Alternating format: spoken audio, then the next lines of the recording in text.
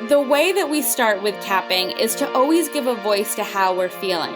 And so it means saying out loud, I am frustrated that I don't know why I have this pain. And talking about this pain. Is it an aching pain? Is it a stabbing pain? Being very specific is powerful. Now, you want to do that because your brain is running these stories in your mind and you're feeling this anxiety in your whole body. And you're just giving a conscious voice to the story that's already playing in your mind, the one that's already causing anxiety. And that's important to note because sometimes people say, oh, I don't like this because I don't like saying out loud what's wrong. But you're playing that in your head and you're living that even at an unconscious level. So what we're doing is we're just giving an honest expression to the inner experience that we're having in order to release the charge. The Vidal Speaks podcast. Episode 67, Jessica Ortner, Tapping for Health.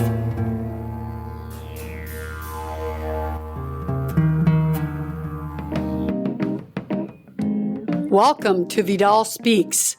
My name is Deborah Vidal, former 11-year LPGA golf pro turned classical homeopath, certified plant-based nutritionist, and wellness coach. Each week here on Vidal Speaks, we bring you knowledge, inspiration, or natural remedies to help you take charge of your health and feel your best. I believe health is freedom and knowledge is power, so tuning in each week will give you the power to take steps towards freeing yourself from the chains that hold you back from having the energy to do all you want in life. No matter where you are in your journey of wellness, Vidal Speaks can help. I promise. Hello again, Vidal Speakers. How are you today? Are you happy and healthy and enjoying your life? Are you full of energy and do you have a passion in your life? Do you wake up feeling good and are you loving your life? Or are you stressed out or sick and tired of being sick and tired?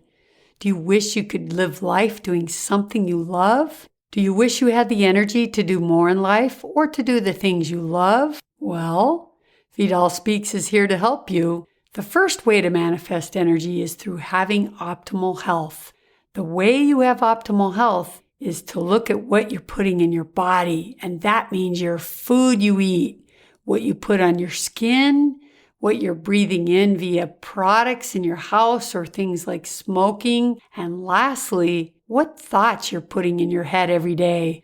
And then the next way to manifest energy is by getting enough sleep, having some exercise or movement every day, and of course, having a passion in life. They're all so important because optimal health is like a tree that has many roots that keep it up. All of us are at a different stage in our life. Some feel almost there. Some are sick and tired of being sick and tired. Some feel like giving up because they're years into this chronic mystery illness that no one understands or can even be diagnosed. But no matter where you are, today's show can help you because it's going to give you some tools to make your life better no matter what it is you're struggling from. Do you feel anxious? Well, then it can help. Are you overweight? It can help too. Do you feel depressed or sad? Yep, it can help that too. Are you in chronic pain? For sure it can help that. Do you feel angry? Yep, it helps that too. Do you want to make more money in life? Well, believe it or not, it can actually help your finances too. Okay, now I bet I have your attention. So today I'm going to introduce to you a technique that's called tapping. It's also known as emotional freedom technique, or EFT for short. And as I told you before, I never recommend something that I have not done myself. I've used tapping because when I was suffering with my migraines all those years after my accident, I'd go to different practitioners or energy workers to get over my headaches, and most of them would lay their hands on me and say, "Oh my God, there's some kind of energy that's stuck inside of you. It needs to come out, but I'm not the right person to get it out." And I'd say, "What do you mean?" Let me tell you a story about this osteopath when I was in Italy studying homeopathy. One day I had a horrible headache and there was an osteopath in our class. So I asked him, would you mind coming to my room at lunch and see if you can help me? I've just got this horrible headache and I don't know how I'm going to study all day with it. So he said, sure. So he came to my room and I laid on my bed and he laid his hands behind my head. And he was another one that said, oh my gosh, there's some amazing energy stuck inside of you, but I'm not the person to get it out. And I'm so happy you're doing homeopathy because I think that will be your biggest prayer. And I just went, what is this? And why is everybody keep telling me this? So when I got home, I found a healer that somebody had recommended to me. And this time, I decided not to tell her about my accident or that I had back issues. So I went there, and as I walked in, she just looked at me and she says, whoa, your back is telling me it needs some help. That's funny, I thought to myself, my back's doing pretty good today.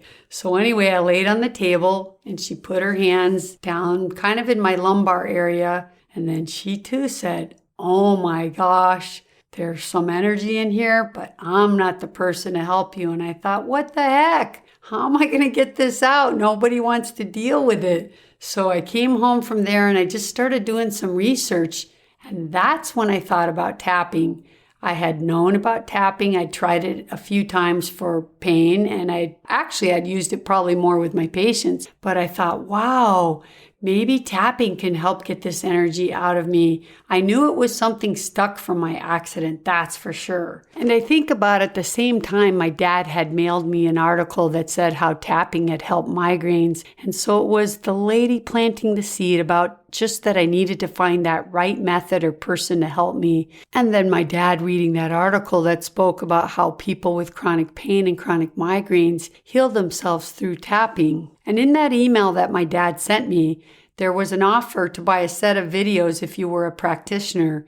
And I thought, well, why not? Because I saw a bunch of videos that were so impressive and I love the idea of something being so easy. One video on this kind of advertisement was about this lady and she was totally afraid of water and afraid to swim. And you watch this guy tapping with her. She's literally standing like 50 feet away from the pool because she's so afraid. Anyway, you see this guy tapping with her. And honestly, you guys, by the end of 15 minutes, she's in the pool, in the water, and goes underwater in the deep end. I couldn't believe it. She wasn't even able to do that, I don't know, for 20 years or something because she had such severe fear. So I thought, wow, this would be a great technique to teach my patients because it could help them release energy through hard times, maybe in transition while their remedy's working, if they have anxiety. Plus, I wanted to see if it would release the energy that these people were feeling in me. So I decided to go see this EFT practitioner because I had no idea, since it was from my childhood accident, what I would say while I was tapping. So for me, it made a lot more sense to go to a specialist. And I was glad I did. Before I did tapping with an expert, I would tell my story of my accident and how I was suffocated. And then I came out of my body and I would always feel my chest tighten as I'm telling the story. And after I worked with Patricia, the EFT practitioner, I only worked with her 2 times. And after that, I could feel like I would still tell my story, but there was no response from my body to the story I was telling. It was very cool, and that's how I knew that something had changed. And just about that time in my life, I went through a big life crisis. So I continued to see Patricia for probably like 3 months, and we worked a lot on tapping over a lot of different issues, and it helped me tremendously. So I felt really grateful always to share tapping with people going through hard times or anxiety or grief. And I also used tapping to help my migraines, because that was part of the picture, obviously. But because my neck was so out of alignment, I needed other things too. So for me, it was just part of the cure. But as you can see, I've used tapping quite a lot myself over the years, and I've certainly used it with my patients. So I'm really excited to share it with you guys today. But before we get started, I need to tell you a little bit about Jessica Ortner, okay?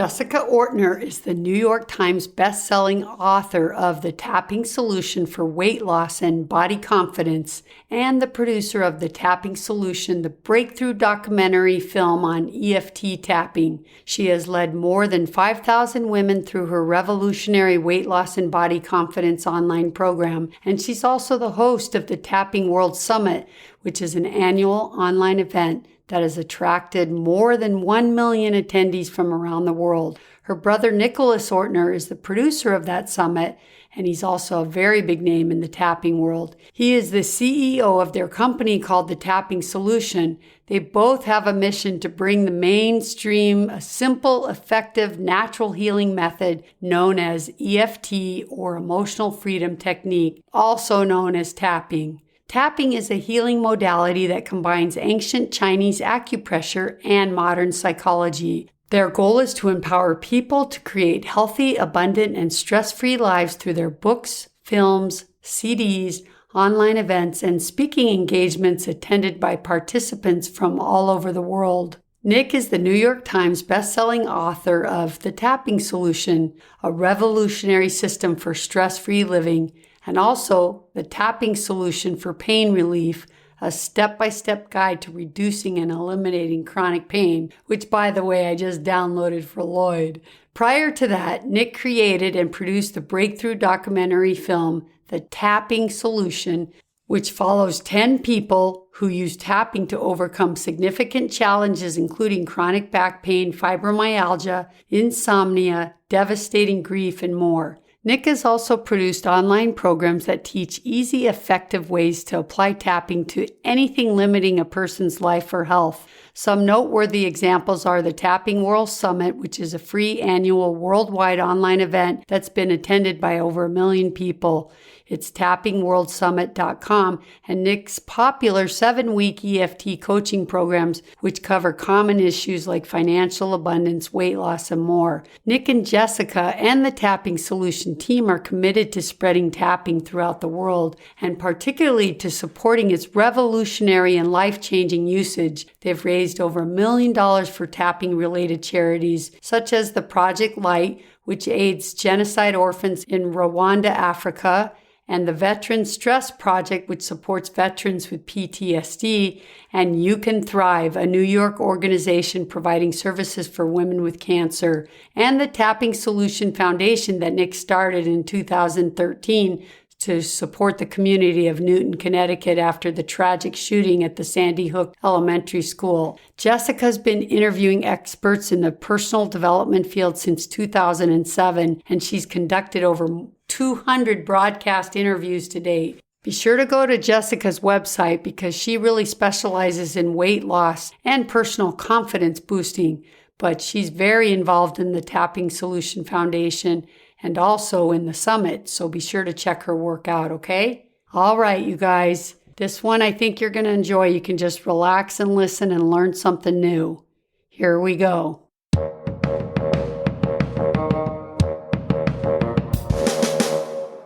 Hello, Jessica. I've known about tapping, or what used to be called anyway back then, EFT, for years.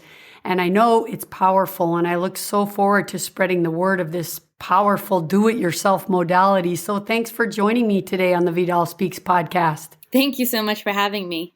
You know, you guys do a lot of work, your family, but before we even get into that, I want to make sure that I'm calling it right. As I said, I knew it as Emotional Freedom Technique, or EFT, also tapping, but do you call it that, or do you just stick to it as tapping? I have moments where I call it Emotional Freedom Technique, EFT. I tend to call it tapping simply because when you describe it as tapping or meridian tapping, there's a bigger umbrella. People can use different techniques. EFT was created by Gary Craig, and there's certain rules or certain ways that people do it. I like saying tapping because it gives us a bit more freedom.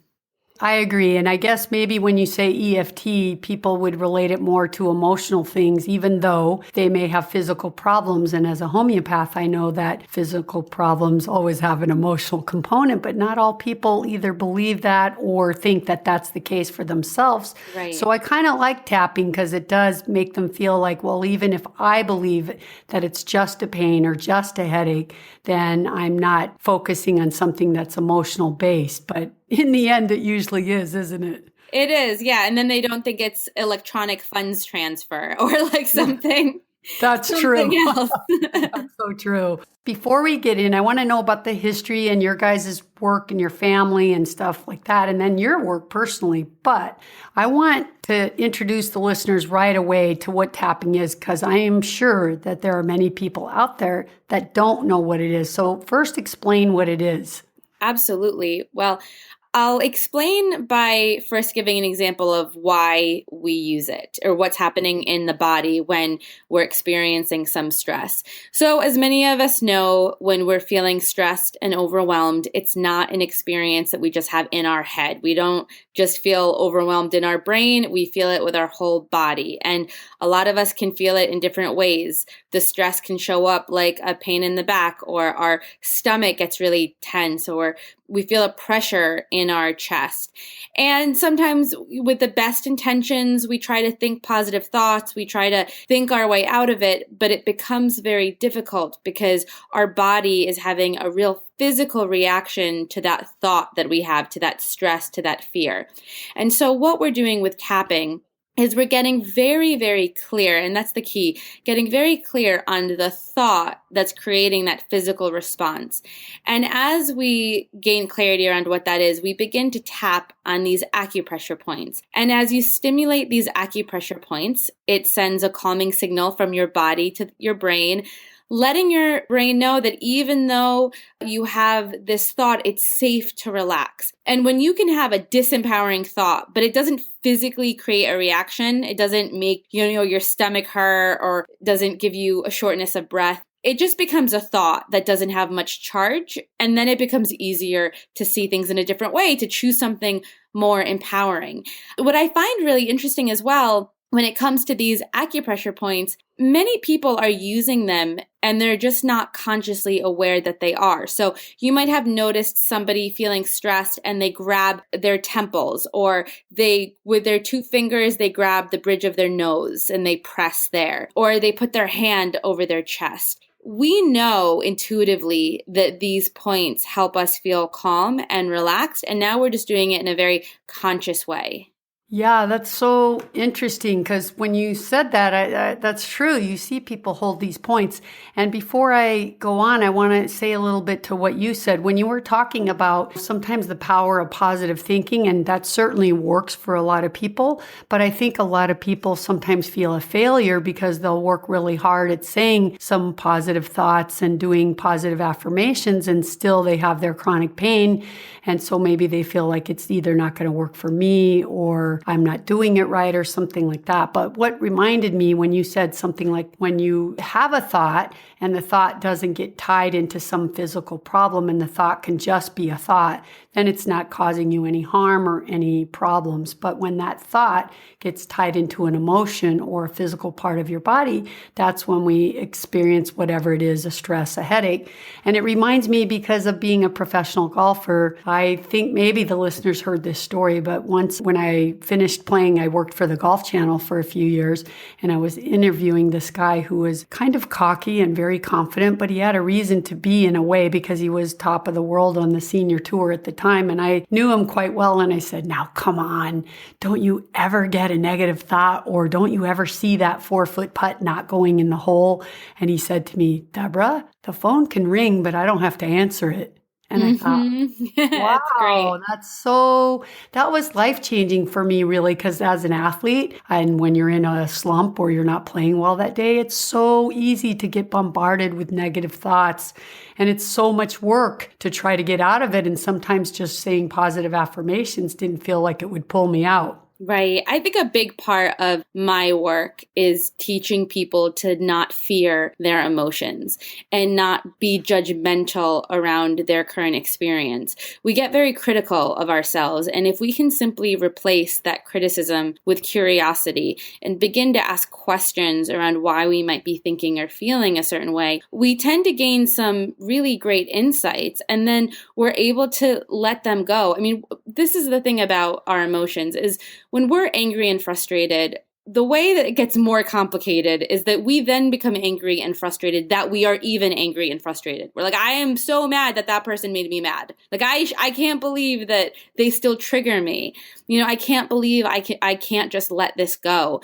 And all of that judgment really makes it difficult to feel like we can let go of that emotion. And that's why with tapping, one of the first things you do is the setup statement, which is simply saying, even though I feel frustrated or I have these doubts, I accept myself and how I feel, or simply I accept how I feel.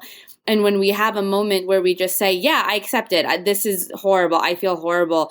We release the judgment and we can get more curious. And that I find is the first step to having a breakthrough. Well, part of what I want to really kind of break through today after people learn what it is in your work is I think there's two areas. There's people who realize that they either maybe just their issue is some emotional issue like anxiety, or I had a lot of patients who really had a high level of anxiety about getting cancer, and it was just so fear-based, even though they had no signs of it, it just was there. And then they could say, yeah, I feel very anxious. But then there's other people, and actually my partner Lloyd's one like that. He has been in this chronic pain situation for 8 years where he has these undiagnosable, untreatable in the sense from the medical world of pain in his feet, which they call non-diabetic neuropathy. And then no one really knows why. And, he would probably say, but how does someone like that learn to believe that it's something emotional underneath when they're not in touch with what that could be? And when you were just talking, you said that you get clarity on what it is. But what if there's people like that would say, I have no clue what the emotion is? So I would say that they don't need to know, and they don't even need to believe that tapping will work. You can be a complete skeptic and give it a try and still have a breakthrough. And so with someone like that who's thinking, I don't think that this is related to any emotion, or I don't know what it is, the best place to start is just with what you know. So what you know is, I'm having this pain in my foot. I'm having problems with movement, with flexibility, whatever it is. And there's emotions to that. Now, someone might go, well, I don't know what the emotion is, but you can, if you ask a little bit more, if you ask, well, does it frustrate you? Just the idea, just when you're thinking about the fact that this is happening to your foot and no doctor knows why, and you've been looking for answers and you can't find one, and you don't even know if this is emotional or not. All that uncertainty, does that create a feeling? And most likely they will say, yeah, it's frustrating. Yeah, I'm angry. Yeah. Yeah, I'm scared because no one can tell me the answer. That's where you start. So you would start with tapping while focusing on that emotion, because when we're really feeling overwhelmed or frustrated or even confused, we don't want to start asking ourselves questions. We want to begin to calm our nervous system down, because when we feel more relaxed, we can then ask ourselves questions and get the answers. It's the same way how people get the best ideas or they get that aha moment, not when they're stressed in front of their computer or looking at their phone on social media. They get the best ideas when they're going for a walk, when they're in the bath, when they're in the shower. Einstein used to say he would get the best ideas when he was shaving. I don't think it has anything to do with the shaving cream. I think it's that when you're relaxed and really present in the moment, you begin to gain that clarity. So the very first thing when you're kind of frustrated because you don't know why, or you doubt that it's even emotional, ask yourself in this moment, is there an emotion I am feeling about this uncertainty? And that's where you begin. That's good advice. So let's talk about the 9 points, because it's audio and not visual, and I will put all the links, and you can tell them again at the end of our interview where people can watch your videos where you show demonstrations of those 9 points and how to do it. But for the purpose of this show, since it's audio, explain the 9 points, and then maybe you could give us a 1-round example, and let's use that same situation since it's a personal situation we were just talking about with the pain in Lloyd's feet, how you would do 1 round so that people understand what a round of tapping is. So we already mentioned the setup statement, and the setup statement is something that you simply say 3 times, and it sets you up for the process. If you're frustrated in the moment and you just want to start tapping, you can skip this, but I find it to be a great addition and powerful. So when you say the setup statement, which is even though I'm frustrated, I'm angry, I have this headache, I accept how I feel. As you say that, you're tapping on the side of the hand, and it's called the karate chop point. So if you imagine someone, chopping a block of wood, that karate chop, it's the flesh side of your hand, the opposite of your thumb. And it doesn't matter what side of the hand you tap on, and you just want to use a few fingers from the opposite hand and just tap on that fleshy part of your hand right on the side. Now, the next point is the eyebrow point, and this is right where the hair of your eyebrow begins. So for those who are listening, let's find this point together. Just take 2 fingers and place the fingers where the hair of your eyebrow begins, right on the bone near the bridge of your nose. So that's 1 point. Now, I want you to follow that bone. So you're going to move either to the left or the right, but follow that bone down your eyebrow to your temple, but you'll find that you're actually not on the temple. You're a little bit closer to the eye, right on the bone. And that's the side of the eye point. And then once again, from that point, follow along until you're underneath the eye. So staying on that bone right underneath the eye. The next point is underneath the nose, and it's just between your upper lip and your nose. Pretty easy to find. The next point is the chin point, or the under mouth point. It's right in the crease. So right underneath your lips, right there on that crease. Now, the next point is the collarbone point. So if you feel your neck and you kind of go down and you feel that U-shaped bone, it feels like a U, and you go down 1 inch and over 1 inch to the left or the right, you're going to hit the collarbone point. To make this super easy, you can use your whole hand and just tap gently on your chest, and you'll be able to stimulate this point. What you want is just that tapping motion, whether it's with your palm or one. Okay, that's nice to know. You can do your whole hand because then you for sure get it. Then the next point is underneath the arm, and it's right where for women, it's where your bra strap lies. It's about a hand width from your armpit. So, and this is the one where it does look ridiculous. You might look like a monkey. If you think this one is ridiculous, wait till the last one. It's right on top of your head. This is definitely when kids love tapping, but they definitely start with some monkey noises when they do this one.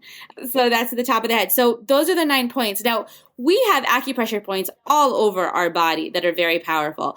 These 9 points are great because they're very easy to access and they're easy to remember, and they're fantastic points. So what's great about this is tapping is a combination of ancient Chinese acupressure, which is what we're learning, and modern psychology. The second aspect is asking the right questions to get clear on what is really the underlying anxiety and to begin to tap. But the first thing that you need to know is just where those tapping points are. And it's a very forgiving process. So even if you have all 7 out of 9 correct, you'll feel a difference. Great. So now do 1 round, and let's say you had horrible pain in your feet, nerve pains in your feet. What would you say? Can you give us an example of 1 round? Yeah, absolutely. So before I do that, let me just tell you a little bit about what I'm going to do so you're more prepared as you're listening. So the way that we start with tapping is to always give a voice to how we're feeling. And so it means saying out loud, I am frustrated that I don't know why I have this pain. And talking about this pain. Is it an aching pain? Is it a stabbing pain? Being very specific is powerful. Now, you want to do that because your brain is running these stories in your mind and you're feeling this anxiety in your whole body. And you're just giving a conscious voice to the story that's already playing in your mind, the one that's already causing anxiety. And that's important to note because sometimes people say, oh, I don't like this because I don't like saying out loud what's wrong. But you're playing that in your head. and you're living that even at an unconscious level. So what we're doing is we're just giving an honest expression to the inner experience that we're having in order to release the charge. Then when you feel better, when you do a few rounds, only when you feel better, you can begin to bring in some positive affirmations. The reason that you don't want to start with a positive affirmation is that if you say, I trust and I feel calm and peaceful, but you're feeling anxiety, your whole brain is going to go, no, I don't think that's Exactly. true. That was always my problem with that kind of stuff. It's a hard starting point. It's a very hard starting point. And so I find that when people begin to relax and honor where they are and they tap on these points, their body relax, then when they start saying more positive things, it feels better. And you want to get to the point where you can say something more empowering and it feels good. Because if it feels good, then we believe it. Right? Because sometimes the most empowering things don't feel good because they feel like a big fat lie. So when it starts to feel kind of good, that's when you know you can keep your focus on some of those more positive affirmations. Yeah, and it's kind of like what comes first. If someone gets a little better, sometimes that's all they needed to become optimistic and hopeful, where when they're saying positive things and nothing gets better and they're still living in chronic pain, you lose hope and feel depressed. Yeah, and especially with chronic pain, I think there's two reasons tapping helps. One is as we release stress, we know that our body is able to do what it's meant to do, which is heal. When we're under a lot of stress, it creates an overproduction of cortisol. We have adrenaline. It's like our body is not in healing mode. If you think of our ancestors, when they were in the woods and they felt threatened by a lion or tiger and bear, and they were running from that lion, tiger, or bear, their body is not going, how do I improve my digestion? How do I heal, this pain? Their body is just in that fight or flight response. Like, let's just act. And so your body's not in a healing, calming response. You're not resting. Every doctor will tell you, you want to get better faster? Rest and relax, allow your body to heal. But when we have anxiety and worry and we feel overwhelmed, we're not allowing our body to do what it's meant to do. So that's the first aspect. And that's why tapping won't heal you. Your body will heal you. Your body has the power. What tapping will do is help you release the anxiety and stress so your body can do what it's designed to do.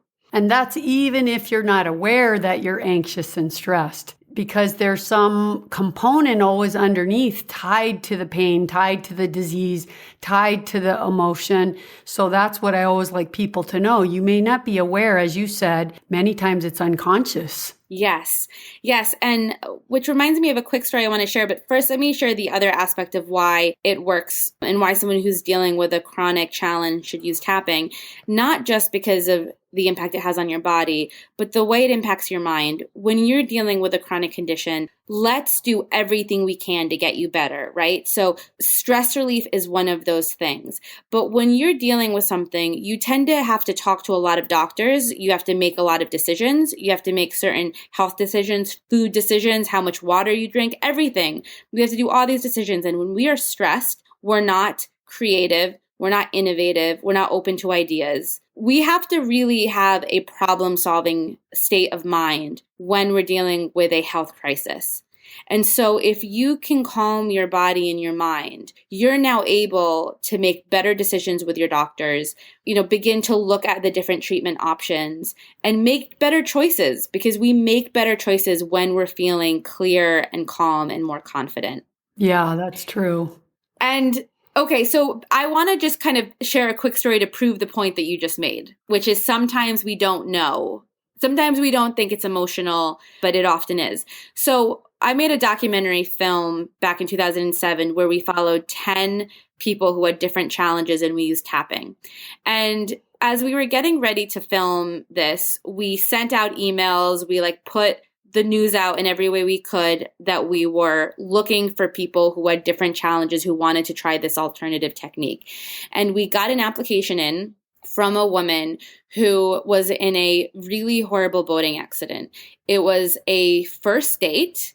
She didn't even want to go on this date. She was on the boat and the guy was trying to impress her, and another boat cut them off, and the guy was driving too fast. He had to turn really quickly. She got thrown into the air and she fell back into the boat.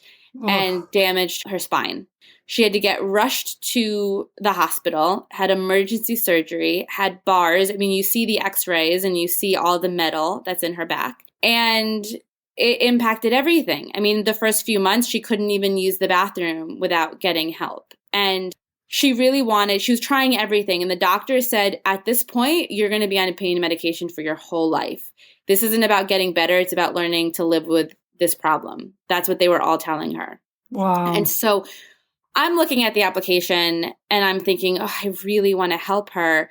But I look over to my brother and I go, I don't think this is a good fit because it's not emotional. I mean, she got thrown out of a boat and fell on her back. And look, here is the x-rays. She sent us a copy and you see the metal. So how can tapping help? And my brother, I give him credit for this. I don't give him credit for many things, but no, just kidding. But I'll give him credit for this one. As he said to me, I think we're always underestimating the power of our emotions. I want to take her out. Let's just do this. Like, we're doing this as an experiment. And she came and she spent, I think it was about 5 days of doing tapping. And a lot of the emotions that she tapped on was the loss of freedom. She came from a military family where you were raised to be independent, and not being able to be independent meant that you were a failure. Mm-hmm. And so even though she wasn't to blame for her accident, she felt the blame. She felt like a disappointment and a failure. And there were many emotions around how her life changed. There were many emotions around, and rightfully so, that anger towards that person who was driving the boat too fast. And she was just angry at life. And so she began to work on those emotions. And it was incredible to see her transformation. Her flexibility completely changed. Before, she couldn't really completely twist her body. She was able to start to have more function. She explains in the movie that she felt like she was always like the Duracell bunny with a massive battery on her back. Like, she always felt the rods in her back. And she's like, now it just feels like a really tiny watch battery. Like, I barely feel it. And then we met up with her 6 months later to see whether it lasted. And, we pick her up at the airport and she's picking up her own luggage. And she shared that, before with the injury, she couldn't even go to a movie without thinking, okay, what kind of seats do they have? What kind of seating do I need to bring? How long is the movie? How long can I sit there? And she's like, now none of that is an issue anymore. And all of those thoughts feed into the idea in ourselves that we have a problem. Just the overall anxiety, because now you're anxious thinking about the seating at a movie theater. It's all anxiety. So when we can address that, it's pretty amazing what our body does. So without any further ado, shall we do some tapping? Yeah, let's do it. I'm curious. I would like people to hear what one round sounds like, because it's audio and it's so different than what they expect. Right. So why don't we just do an example of having a pain in our body that's not getting better? Okay. Right. And what I love to do is, for those who are listening, let's have an actual experience. I want you to notice how your body's feeling. Notice if you have any tightness or stiffness or any pain. And if you have any pain or any tension, I want you to give it a number from 0 to 10. 10 being extreme, 0, you barely feel anything. But that tightness, that pain, that tension, how intense is it on a scale from 0 to 10? Now, once you have that number, we're going to be tapping along, and I'll let you know where to tap, and simply repeat after me. Okay, so I'm going to say it, and if you could repeat after me, and we'll all tap together. Sounds good? Sounds good. Okay, so tapping on the side of the hand. Even though I have this pain in my body. Even though I have this pain in my body. And I don't know why. And I don't know why. I accept myself and how I feel. I accept myself and how I feel. Even though I have all this stress and tension in my body. Even though I have all this stress and tension in my body. And I can't seem to let it go. And I can't seem to let it go. I accept myself and how I feel. I accept myself and how I feel.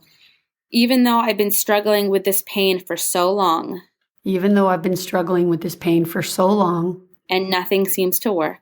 And nothing seems to work. I accept myself and how I feel. I accept myself and how I feel. Now, tapping on your eyebrow point, now we're just going to vent. We're going to talk about how we may be feeling. So eyebrow point, all of this stress. All of this stress. Side of the eye. All of this frustration. All of this frustration. Under the eye. I've been dealing with this for so long. I've been dealing with this for so long. Under the nose, and I'm angry. And I'm angry. Chin, I'm frustrated. I'm frustrated. Collarbone, I've tried so many things. I've tried so many things. Under the arm, and nothing seems to work. And nothing seems to work. Top of the head, and I just want to give up. And I just want to give up. Eyebrow, I'm sick of feeling sick. I'm sick of feeling sick. Side of the eye, I'm tired of feeling tired. I'm tired of feeling tired. Under the eye, and I honor how hard this has been. And I honor how hard this has been. Under the nose, I've gone through a lot. I've gone through a lot. Chin, I've been struggling with this. I've been struggling with this. Collarbone, and I honor how hard this has been. And I honor how hard this has been. Under the arm, I honor how hard this has been for my body. I honor how hard this has been for my body. Top of the head, and although I'm still struggling. And although I'm still struggling. Eyebrow, I give myself permission. I give myself permission. Side of the eye, to relax a little bit. To relax a little bit. Under the eye, because part of me has believed. Because part of me has believed. Under the nose, that in order to get better. That in order to get better. Chin, I need to stress to find the answers. I need to stress to find the answers. Collarbone, I'm open to a new way. I'm open to a new way. Under the arm, even before I get better. Even before I get better. Top of the head, I give myself permission to relax. I give myself permission to relax. Okay, take a deep breath in.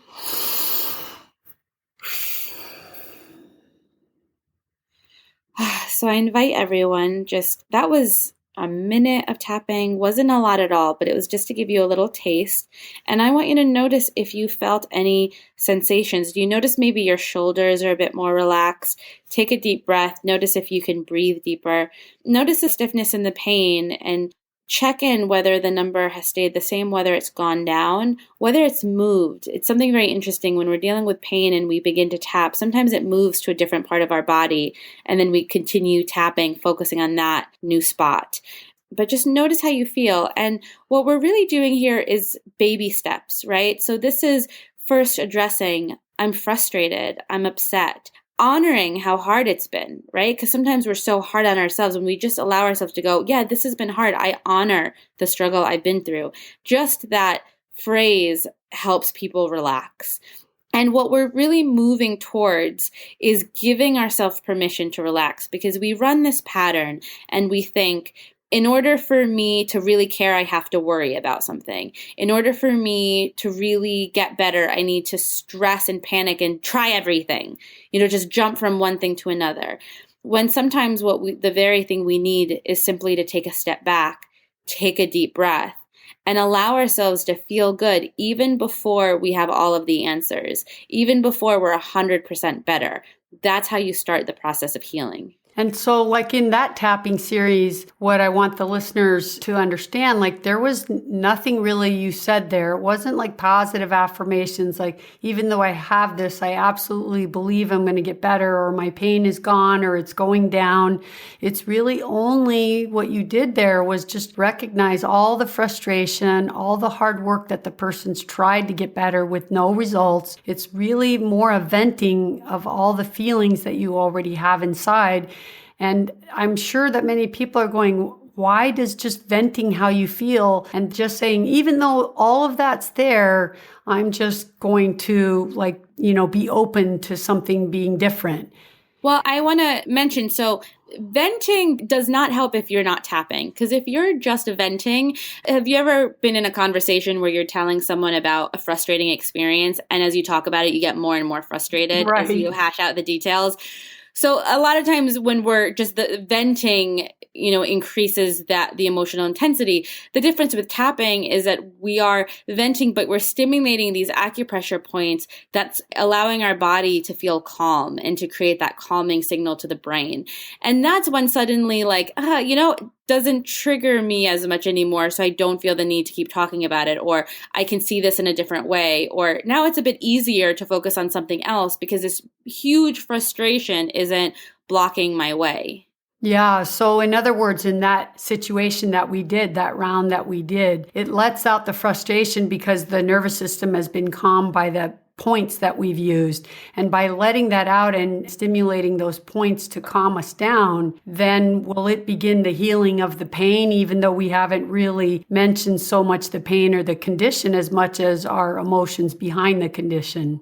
Yeah, well, very often it does. Pain relief is one of the most interesting things to see. I think it's actually one of the reasons our business and tapping has spread so quickly and has gotten so big is because of how it works with pain relief. Because when it comes to emotions, it's a little bit more subjective. Like, yeah, I feel better. But when it comes to pain, like you're either in pain or you're not. I mean, it's very clear. Yes. Like your knee is throbbing or your knee's better.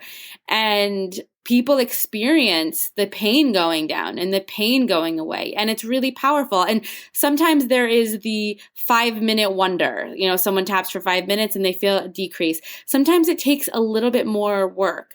And so, yes, it's definitely possible. And we see it a lot. But everybody is different and everybody has a different experience. And so I would say, judge your success on how you're feeling, because if you do some tapping and all you do is feel a little bit better, what happens then is you're more likely to do more tapping. And then you can go more deep. My brother has a great book on pain relief. So, you could pick up his book and explore some specific topics because you think, okay, I've made some progress, but I feel a little stuck. Let me see what else this could be. Is there another emotion or something else that could be causing me to hold on to the pain in any way?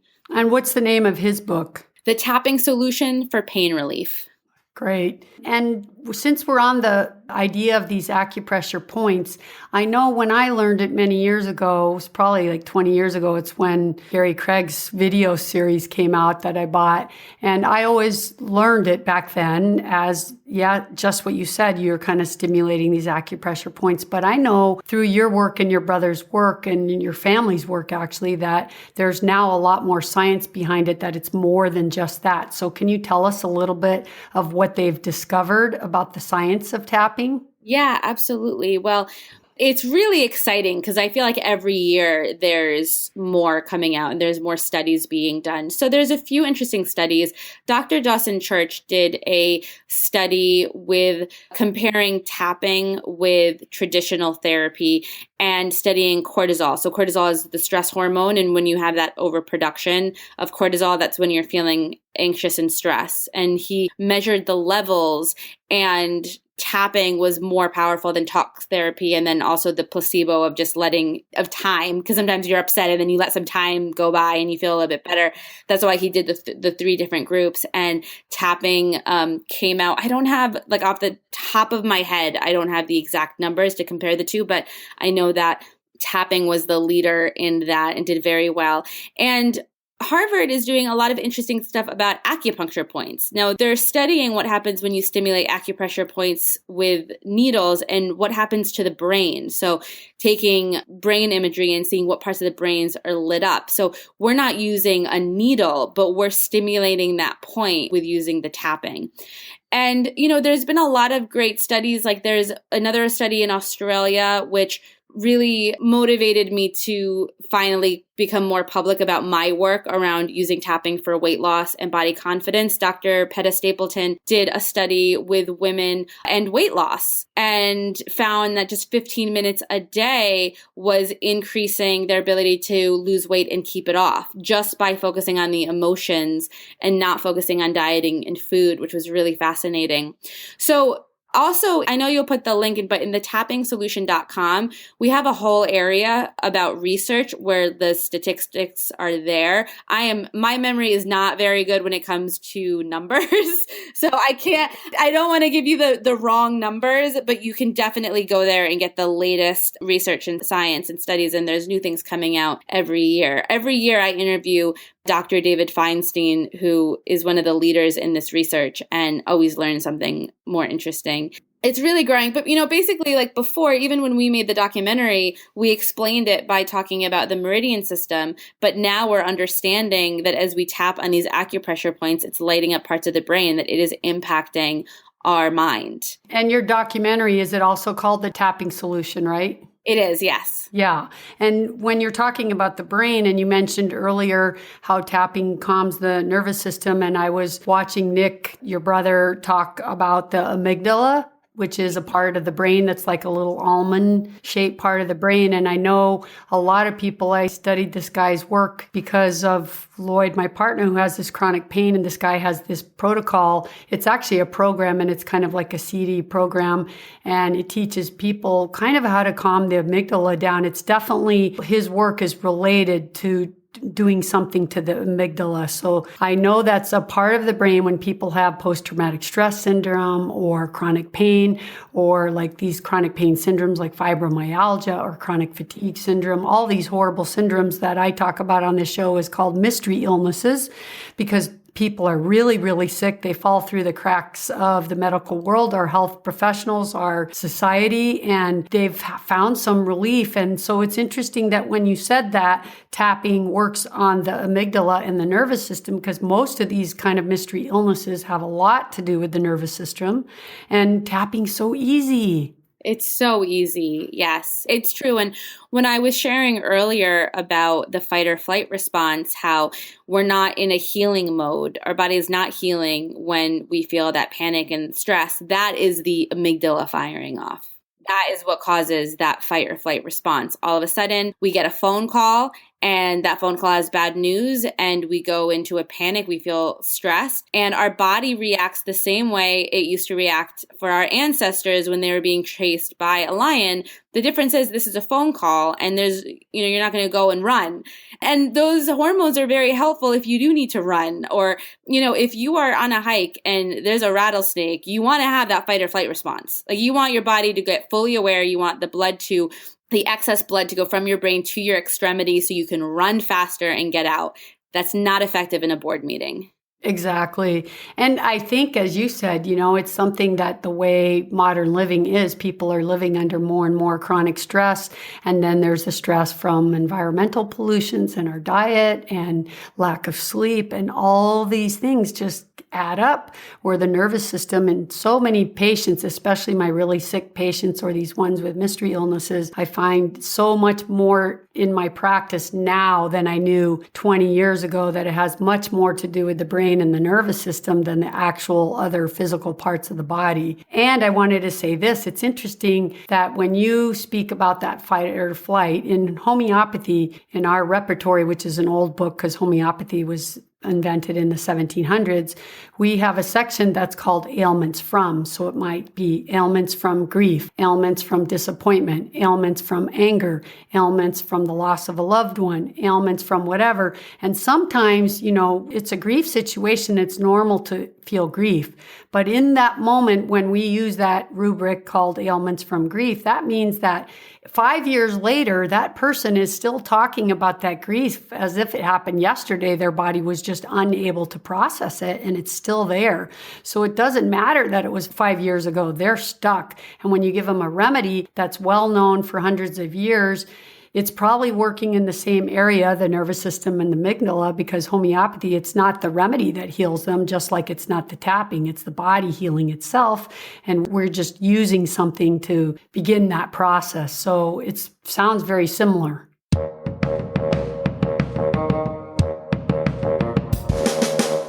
I bet you guys don't even need a break because you're so relaxed and excited from hearing about how tapping will calm you down, remove your anxieties, and help you through that pain that you just want to get back to the interview. But don't worry, I won't keep you long, but I have to tell you about my favorite products that you have to try, you guys. If you've heard me speak about them before, then you know that I love the 100% pure line. Yes, they're pure enough to eat and totally awesome, and they are beauty products, but if you're a man, please don't leave me right now, because they're good enough for men too. They do no animal testing, and most are vegan, but there are some products that use honey, so read the labels if you avoid honey. I put a big order in last month because I've been dying to try more of their products. Oh my God, their stuff is so amazing. I'm in love with their coconut body cream, really. I literally just want to lick it off my skin. It's so full of this fantastic coconut smell, but it's nothing like that old suntan lotion. I just love it. And I love the coconut shampoo and the conditioner. And if you guys know me, I've got a lion mane. So if I say I love a shampoo and conditioner, it means something. And the other thing I fell in love with from my order is their pomegranate oil lipstick. I'm not a bright lipstick color girl, and I bought this color called Peony, and wow, I love it. It's just so natural and so cool. And I bought their vitamin C lotion that people have been raving about online. Can't wait to try that. But you guys, I'm in love with this company. So I wrote them and I asked if I could be an affiliate for their products.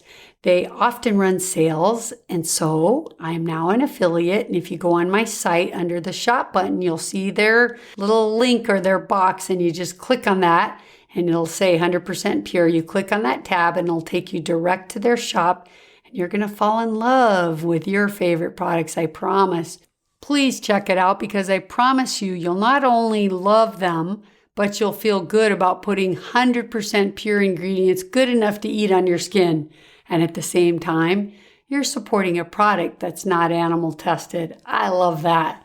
And lastly, I just want to remind you to share the show. The last few episodes of Dr. Neil Barnard and Dr. Joel Furman, they're so full of information. Really, they're great episodes to pass on and inspire other family members or friends who are suffering with any chronic diseases, type 2 diabetes, high blood pressure, whatever it is. Please pass those episodes on. Remember, I want you guys to become the experts of your own health and the masters of your own health decisions. I teach you so you can heal yourself, but also so you can heal others too. That's why I always say it will become a movement. And that's thanks to you all for helping me get the information out there. Okay, you guys ready? Now let's get back to tapping.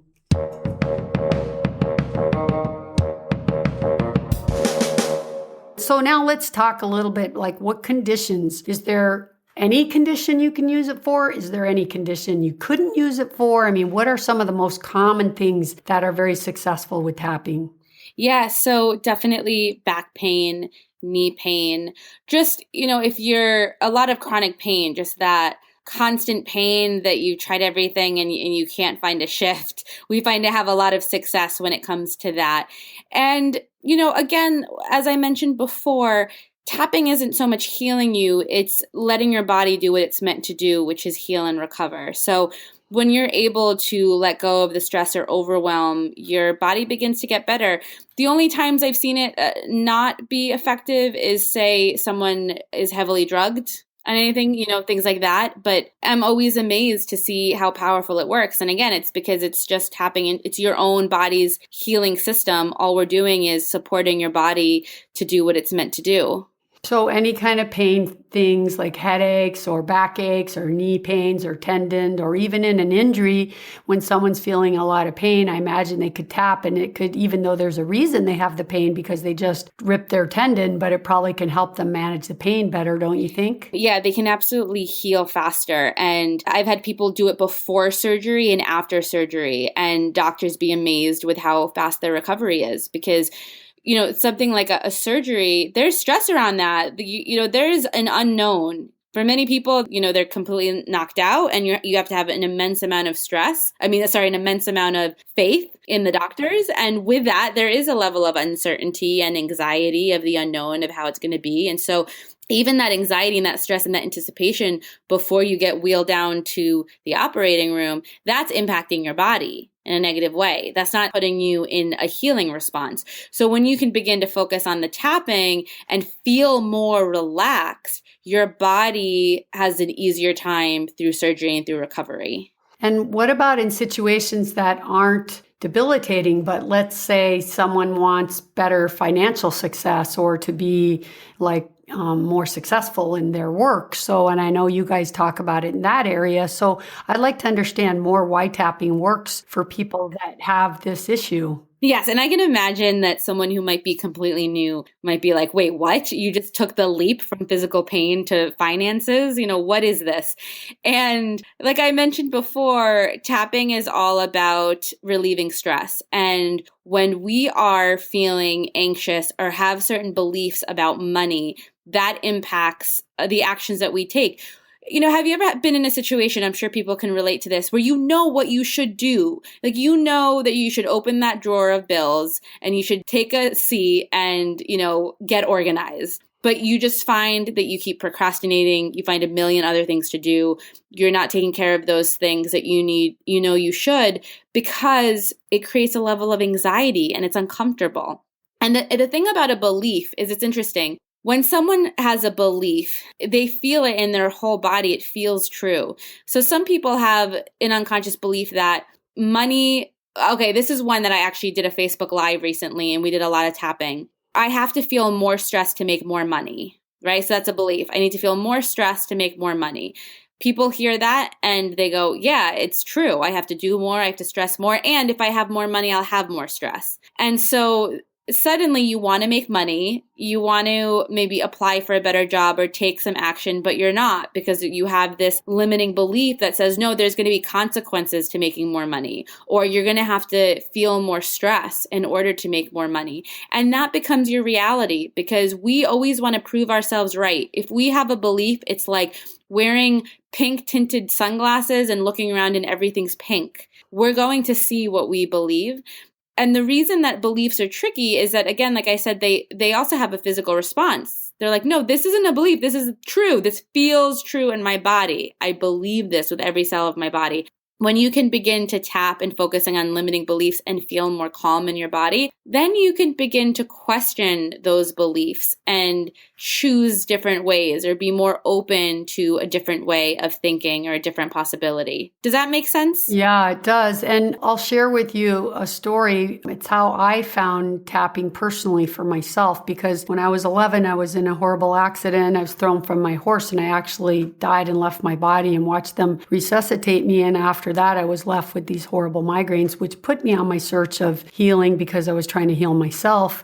And it took me 43 years to heal my headaches. But through this experience of this accident, I would work with osteopaths and sometimes some other energy healers, where they'd put your hands on you to do some kind of work like osteopathic work. But, there are other energy healers. And they would always say to me, oh my God, there's some energy that's in your body that I don't know. I'm not the right person. I don't know how to get it out, but you need to think about this. As some person even told me, maybe you need to go and reenact the accident. And I thought about it for a long time. I probably had 10 or 11 people tell me this over the years, that they wouldn't be able to help me, but there was some energy they felt in my body. And I knew immediately that it had to do with this accident and this death experience. So I decided on my own, after I found tapping, that I would try tapping, because it sounded like a good way to get this out. It's what a lot of people use it for. And I went to a professional and she tapped with me about it. And what I noticed that changed, it's like you said, the thought's the thought, but it doesn't create the physical reaction. When I used to tell the story to people, I would feel my chest tightening up, because that's how I died. I kind of couldn't breathe. I lost my breath. And that's when I remember coming out of my body. And I would always tell the story and feel really tight and a certain kind of physical feeling. And now I can tell the story and I don't feel that. And it wasn't like life-changing to my headaches, but it was one of the pieces of the puzzle that helped me on the road. And I'm sure if I'd maybe even stuck with it better and knew more about it, I probably could have even kept going. But the other situation for me too was, she asked me a question about work or something. And I said, well, my dad, he's a doctor and he's just a really hard worker. He really loves his patients. He loves to get people better. And he works really hard for his money all his life. And I realized that that's kind of was my belief system, because we're talking about this financial belief system that I didn't really even know I had, but I thought about it and I said, yeah, I do believe you have to work really hard to make a lot of money. And so she said, let's tap on that, because I think you believe that if you don't work really hard and almost kill yourself, that you won't be successful. And that was like eye-opening for me, and that helped. And I need to do more of that. But I think that is what holds a lot of people back, because they either feel like they're being lazy or they're not working hard enough, and that they go together. So if anyone out there is like me and that feels that may be just a good thing to tap on, that money can come without necessarily working 20 hours a day.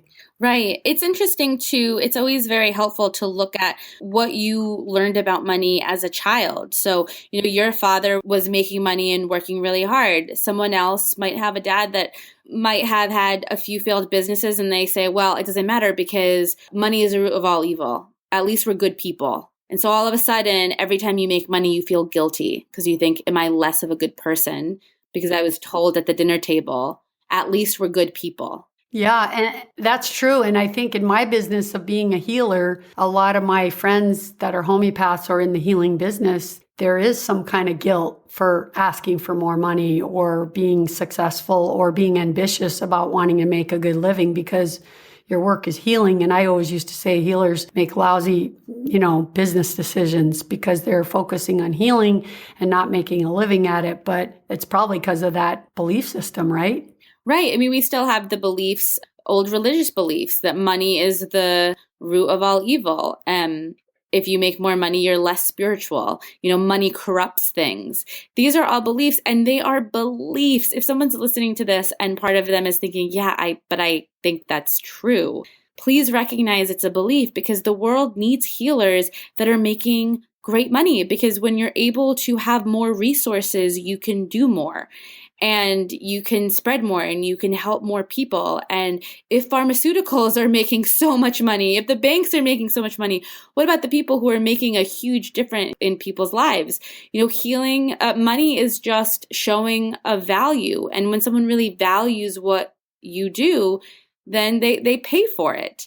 I've had moments where I've paid for things where I'm like so happy to give that person my money because they've helped me so much. Yeah, exactly. And I'm curious now, when people get better, are they getting better just because the tapping's calmed them down and now tomorrow it's back? Or do you see that over time of doing this, actually horrible pain syndromes or long-term financial beliefs that were debilitating success, do you see these go away completely? And does the person continue tapping on it forever?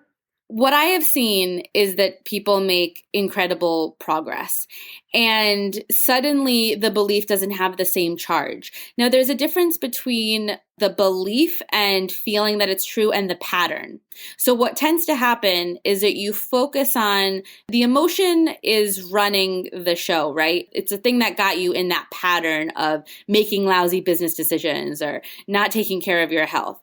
But then when you let go of that belief and you feel more empowered, you still have the pattern because you're so used to just being an autopilot and acting like that. And so in the beginning, when someone changes a belief and they try to change a pattern, it becomes so much easier, but they're having a real conscious experience. So it's not like a one-day thing. It's that suddenly they're able to make more conscious choices and it becomes easier. So that's what I see happen when it comes to beliefs. And when it comes to lasting change, yes, I've seen people just have a huge breakthrough and never go back. And I've also had people, and I think this is just as valuable, where they have a breakthrough and it's a piece of the puzzle. You said before that you did the tapping and it was a piece of the puzzle. And I think that's just as valuable because I am supportive of all healing techniques, of anything that makes you feel better. And if tapping allows you to let go of things so you can even embrace different ways to heal, I think that's incredible and also worth valuing. For sure. And, I always say health is like a pie and there's pieces of the pie. But say, like, even in my case, there was structural damage. Not that I don't believe that, because I used to say actually to doctors and my chiropractors, look, I don't have a migraine every day. So if I don't have it every day, on the days that I don't have one, then it didn't matter that my neck was all messed up because I didn't have a migraine that day. So I actually believed I could heal myself. But I think that it is a piece of the puzzle to many people because there may be something structural. They need to find a practitioner to do some alignment work or some other body work that's going to actually change their muscles and their spine a little. That'll make what they do with tapping go even faster. So I agree. But you do see people in chronic pain syndromes, let's say, that do continue the work and then sometimes say, wow, my pain is gone. Oh, yes. Yeah, absolutely. Absolutely. We see it a lot. And I think it's worth mentioning. And I also think it's worth mentioning the little improvements and the little successes because I want someone to give this a try. And if they don't have that miracle in the beginning, I want them to still value the progress that they're making, because everyone's journey isn't the same. But yes, without a shadow of a doubt, we've had some really, really big breakthroughs, and people let go of pain and it not come back. And how much should people tap? What's a good routine for them to do every day? If they're in very health crisis, a very acute situation, say like a pain situation or a horrible anxiety situation and it's chronic, how much should they tap? And then what about just people who want to change their financial situation, or give us an idea of what their daily practice should be? Sure. So tapping only works if you use it. And so I think the best thing to do is to find a way to make it fit for you. For me, what was helpful is to do it in the evenings. And I love putting a timer on, because sometimes I don't want to do something, whether it's tapping or meditating or whatever. The trick I say is I'm just going to give myself 5 minutes. And then if I want to go longer, I will. And so often I end up going a lot longer. Longer doesn't mean better, but it means I'm sticking with it. I really feel like I'm having a clearing, like I'm feeling a shift. We have tapping meditations. There's a free one on our website at thetappingsolution.com, a free tapping in the morning and evening meditation for stress relief. That is really powerful. If you're new to tapping, it's nice to have a guide, but you're going to get the best results when you're more specific to what you're going through. But the best place to start is to listen to a tapping meditation or pick up a book or do a program, so you're guided a little bit more. And I would say 20 minutes a day is really powerful, but it's all about realizing how you work, because for some people they want to do it every other day and they feel like that's enough and they have a progress. It's really about tapping in, by lack of a better word, tapping into your intuition and finding what works best for you. Great. And what about if someone's in public and they're in an anxiety or panic attack? Yes. Can they tap without tapping? Can they say it? Can they feel the points, or do they just subtly tap? What should they do?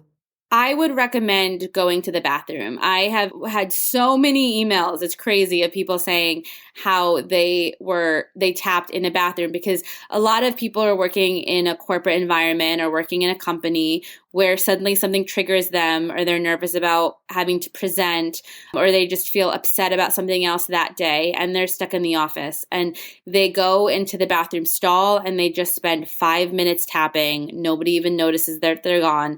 And then they come back feeling more calm and able to address what's in front of them. So I would say to do that. You can also choose, that's going to be the most powerful, to step aside, give yourself a minute. That's ideal. Mm-hmm. If you can't do that, then you can just pick a point. So you can just pick the collarbone point on your chest and lightly tap on your chest, or rub that point. And that's a little, people might not notice that as much. Some people say that you can visualize the tapping points. I haven't seen any research around that. So I always say to, actually stimulate the acupressure points. Yeah. But just taking a step out and realizing that just taking 2 minutes to tap is powerful. You're going to change your state. Yeah, that's good advice. And what about if they should see a practitioner or start themselves? I kind of want to know, when does a person decide they should see a practitioner versus learning themselves? Yeah, I think it depends with their intention. So if you're really looking to relieve stress, or maybe you're just not ready to dive so deep or to try something new, starting with a tapping meditation is a great thing to do. You listen to the audios, you have your own experience, and the more tapping that you do, I've just discovered, the more your body responds to it. So that's always a great place to start. If you're dealing with, something very difficult, if you've been dealing with chronic pain and you don't know how to get out of it, then working with a practitioner is fantastic. We also at the Tapping Solution have programs. We have a 7-week program for weight loss and body confidence with a ton of tapping meditations, and we go more in depth at looking at that topic. We have one for autoimmune disorders by Dr. Kim Duramo, and she is an MD who has worked many years in a hospital, and she's worked with many people with autoimmune disorders and has seen many common patterns when it comes to the emotions that they're dealing with. And it's a program specifically for that. So we do have programs that people can do, which is nice because then they have a little bit more privacy, and it's definitely more affordable than working all those hours with a practitioner. A practitioner is powerful because there's only so much you could do yourself. I tap by myself, but if sometimes I get stuck on something and I reach out and I work with a practitioner because getting that input is really powerful. And is what they do kind of question you to find the right words to tap on? Because they're not doing the tapping for you. They're just helping you come up with the right language. Yes, so they lead you through the tapping. So the same way that we did tapping here, it would be asking the right questions and then guiding you through the tapping, and you tap along with them. Very cool. And I know you really focus a lot on weight loss and stress reduction. And I want you to tell the listeners about your site, and you're going to do that in a second. But I just want to know, with your working with a lot of weight loss and stress reduction, there's obviously a lot of emotional issues behind that, right? So that had to be pretty rewarding to move in that direction, because it's a huge kind of area right now where people are just so stressed out, and stress is behind everything. Yeah, I moved to that area only because I struggled for many years with my weight. And even when I was learning tapping, I wasn't using tapping on weight loss because I was so brainwashed to believe that the only way to get results was to panic and to diet and to jump into some exercise program. So I was the queen of starting challenges, starting diets, and they always backfired. But I kept running that pattern over and over again. And I had a lot of emotions around it. I felt like I wasn't valuable until I lost weight. I felt cursed. I felt like other people were just born with a better body, and I was born with a body that looks at a Dorito and gets fat. That's like how I felt about my reality. And it wasn't until I began to look at my emotions and my stress. So the emotions that were leading me to overeat, to be up late at night, standing over my kitchen sink eating, looking at the emotions that caused me to not want to lose weight. As much as I was desperate to lose weight and I wanted it more than anything, I also had a lot of limiting beliefs. When you always tell yourself that when you lose weight, you'll finally be happy and you'll finally take all those risks that you've been putting off, you get scared because those risks are still scary, right? Like you're just like, nah, I don't want to let go of my excuse, because what if I lose weight and realize I'm still not good enough? So there's a lot of layers and beliefs and emotions. And so I wrote a book, and thanks to many people, it became a New York Times bestseller. And that's really what I address. It's more for women. I think women we're living in a very unique culture where there's a lot of pressure around women in particular, around how they look. And so I address a lot of that. And I'm incredibly proud of this book. It is, if I can say so myself, it's a great book that I put a lot of heart into it. And everything I share, I went through myself, and I've led hundreds of women through it as well. Oh, that's so great. Congratulations on that book. I know it's a big seller. And I should have asked this a long time ago, but I'm curious how your family even got into tapping. How did you even, get started?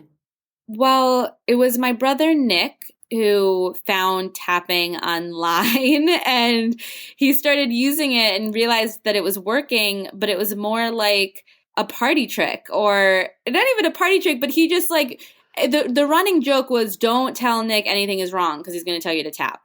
And he just like loved it. And then it took me a little longer to be convinced. It wasn't until I was having a hard time and I started using it.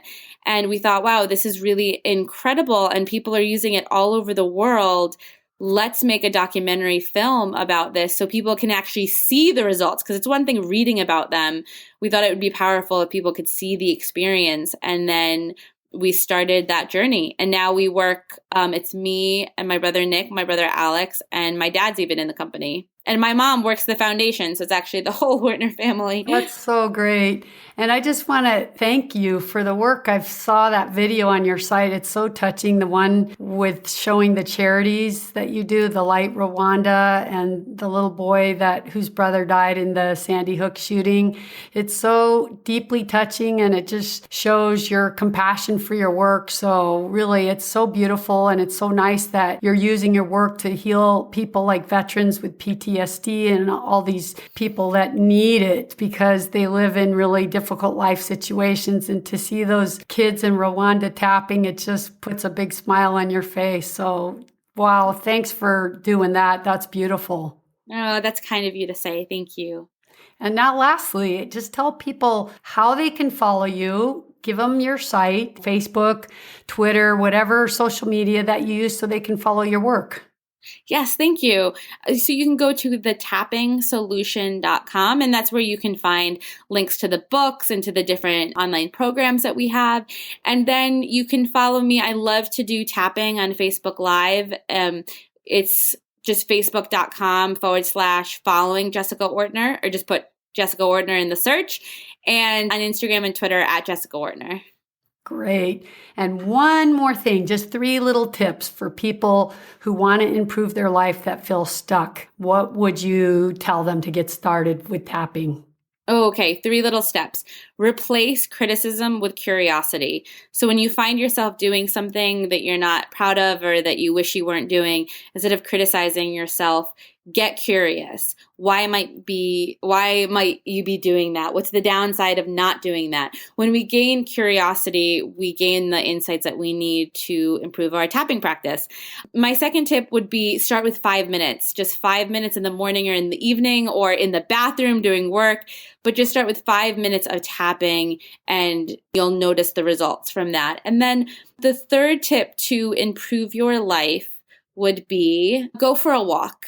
I think walks are one of the most powerful ways to get ideas. Don't go for a walk because you think you need to exercise, although it is great exercise, but go for a walk for your soul and notice what ideas you get and get some fresh air, and it changes everything. Fantastic. Jessica, you're great. Thank you so much for agreeing to do this. I really, really wanted to get the right person because I did want to talk about EFT, but I always feel better interviewing the expert than just saying it myself. So I'm really grateful that you said yes to be on the show, and my listeners will learn a lot. And all of you listeners, go to Jessica's site and her brother Nick and read their books. They have videos on YouTube. They have movies. It's really, really helpful. So thank you so much for being with us today. Thank you.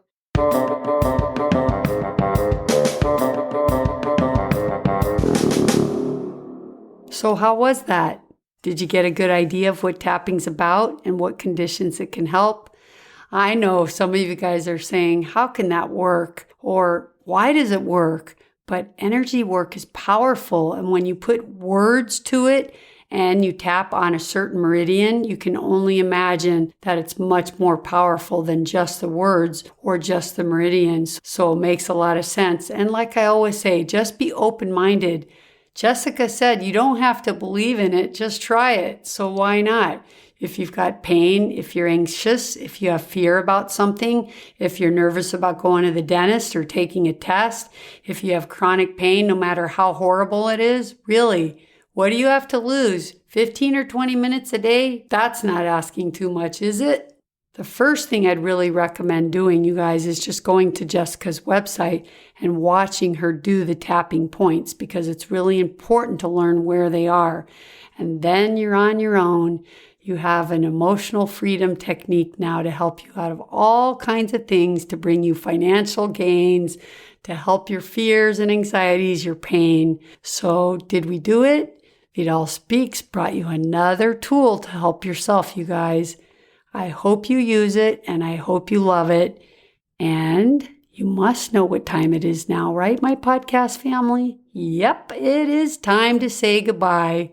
I hope you enjoyed the show today. Vidal has spoken.